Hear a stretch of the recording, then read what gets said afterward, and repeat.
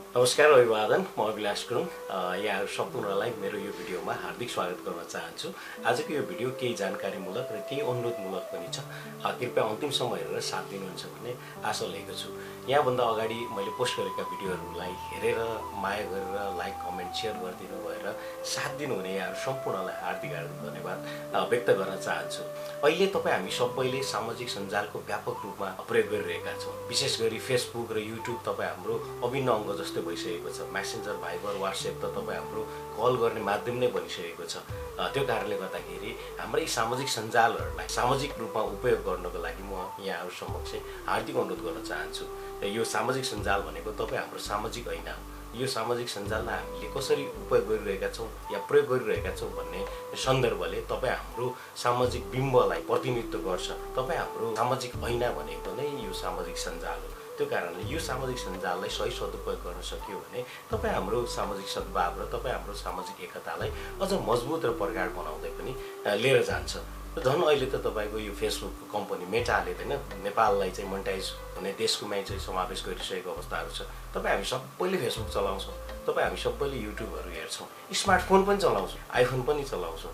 हामीसँग भएका यी हतियारहरु हाम्रा चाहिँ यी अस्त्रहरुलाई उपयोग गरेर किन पैसा नकमाउने? तपाई हामीले राखेका चाहिँ स्ट्याटसहरुले फोटोहरुले भिडियोहरुले फेसबुकबाट पैसा कमाउन सक्छ भने हाम्रो गाउँठाउँमा भइरहेका राम्रा घटनाहरु, राम्रा कुराहरु, राम्रा कार्यक्रमहरुको बारेमा किन फोटो चाहिँ नहाल्ने, किन स्ट्याटस नहाल्ने, किन भिडियो बनाएर नहाल्ने?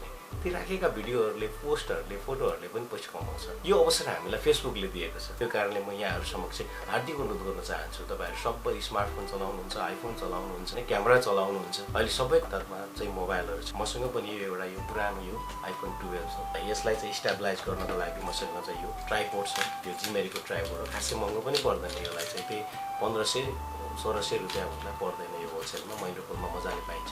र अर्को यो रिम्याक्सको वायरलेस माइक्रोफोन छ। र अहिले जुन यो भिडियो बनाइराखेको छ यो सोनीको साइबर शॉट डिजिटल क्यामेरा हो, 16 मेगापिक्सलको। यो पुरानो डिजिटल क्यामेरा हो। यो 65 to 70 को राउन्डमा मैले यसलाई चाहिँ प्रयोग गर्थे। अहिले चाहिँ यसको ब्याट्री फेरेर अहिले यसलाई कहिलेकाहीँ मैले फोटो खिच्नलाई, भिडियो खिच्नलाई चाहिँ प्रयोग गरिरहेको हुन्छु।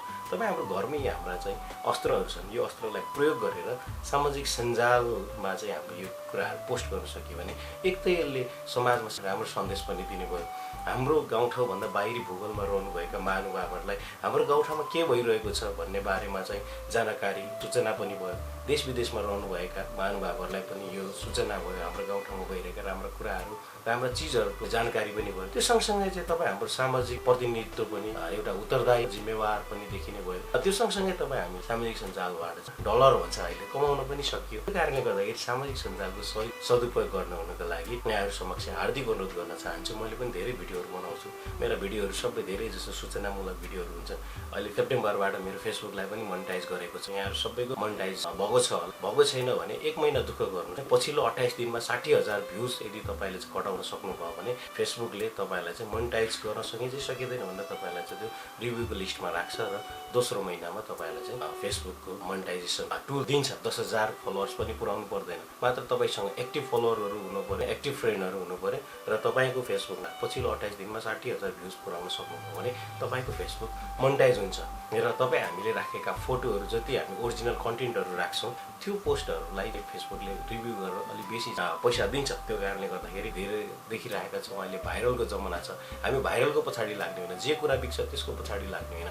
तपाई हामी सामाजिक सद्भावलाई, सामाजिक एकतालाई कसरी अगाडि बढाउन सकिन्छ, मजबुत बनाउन सकिन्छ र तपाई हाम्रो गाउँठाउँमा सकारात्मक सन्देश कसरी दिन सकिन्छ र तथ्यमा आधारित सूचनाहरु चाहिँ कसरी दिन सकिन्छ, तथ्यमा आधारित घटनाहरुको जानकारी कसरी दिन सकिन्छ भन्नेतिर हामी लाग्न सक्यौ भने पक्कै पनि हामी बीचमा रहेका सामाजिक एकता र चाहिँ सामाजिक सद्भाव अझै प्रगाढ मजबुत भएर जानेछ। यो सँगसँगै चाहिँ फेसबुकमा घरमै बसी फ्रीलान्स तरिकाले, स्वतन्त्रपूर्ण तरिकाले कसैको दबाव प्रभावमा नपरिकन घरमै बसी पनि पैसा कमाउन सकिन्छ। यहाँहरु सम्पूर्णले यो अवसरको सदुपयोग गर्नुहुनेछ भन्ने आशा र विश्वासको साथ सहकार्यको लागि यहाँहरुसँग सधैँ साथमा साथ रहेको निवेदन गर्दै यो भिडियो अन्तिमसम्म हेरिदिनु भयो। यहाँहरु सम्पूर्णलाई हार्दिक धन्यवाद व्यक्त गर्दै बिदा हुन चाहन्छु। धन्यवाद।